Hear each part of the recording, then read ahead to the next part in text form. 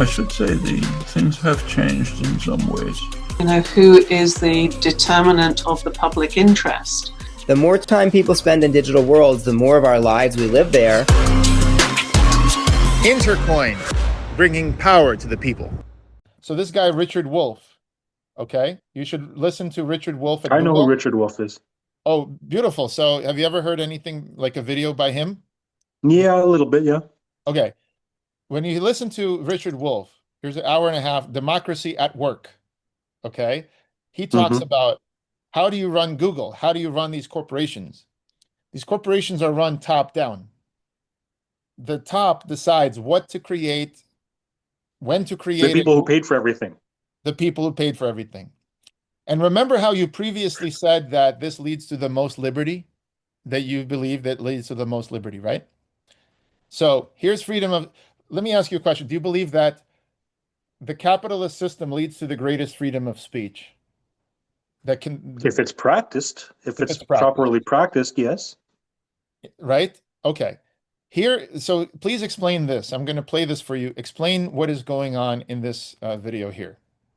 There's a lot of attention around Sinclair Broadcasting and its conservative bent. This is a company that owns stations all across the country. And last month I reported that the company was mandating its local stations to produce these media-bashing promos. There's been a lot of angst in local newsrooms about this. Now we're actually seeing the promos. So I want to show you what they look like. This is a compilation courtesy of Deadspin that's gone viral this weekend. Just a little taste of what these promos look like. By the way, remember, they own the stations. That's quintessential capitalism. You own the local stations. You bought them exactly like you said, and they call the shots. The piper names the tune, and this is what the result.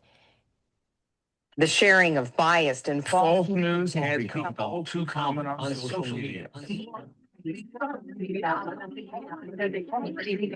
I can't hear it too good. Are they pretty much just all repeating the same thing? They are reading the same script word for word on the local stations, and the local people have no idea that, in fact, they've been bought and they're mouthpieces for this corporation. Okay. So I'm not trying to pull a fast one. The corporation bought these stations. They have the total right to fire any anchor, any person, human being, who decides to go off script. And well, yeah, because they're getting paid to do a job. They're getting paid to do the job that, so, I mean, okay, that's propaganda. It looks like what I'm looking at there is corporate propaganda is going on, and that's, they're trying to push their agenda onto people. So now, but look at the populist idea of a regular everyman.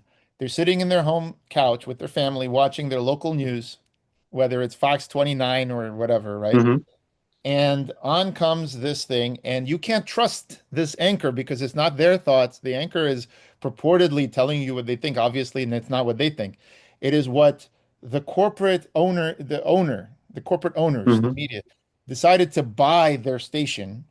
And so in quintessential capitalism, the end result is once it gets big enough, it's all controlled by a single But is it though? Because like we said before, 30 years ago, I guess, there was only whatever 5 channels or whatever it was, not many. There's always local stations, let's be clear. But it's not like area.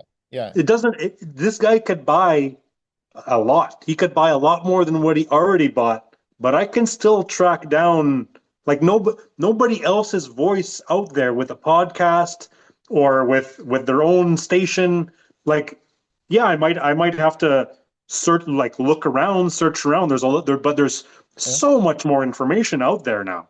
Like he's not buying the fact that we have so much more thanks to capitalism kind of, I think, defeats this point because this guy bought 20 stations, but there wasn't even 20 stations in 1985, and now there's 2 million. Like to be the first to hear about Intercoin's roadmap and news? Definitely join and subscribe to the channel. Don't forget to click that little notification button so you can get updates when the next video drops. And the next time we interview a legend like Noam Chomsky or Patrick Friedman.